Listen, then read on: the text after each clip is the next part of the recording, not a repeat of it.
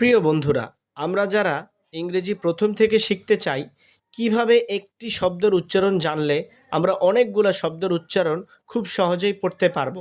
এগুলো কিন্তু আমাদের ইংরেজি রিডিং পড়ার সময় খুব কাজে লাগবে।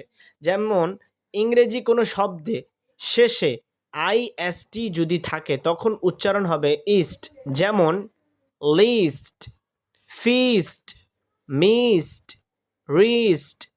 ইংরেজি কোনো শব্দের শেষে যদি ইএটি থাকে তখন এর উচ্চারণ হবে ইট, অথবা কখনো এটও হতে পারে।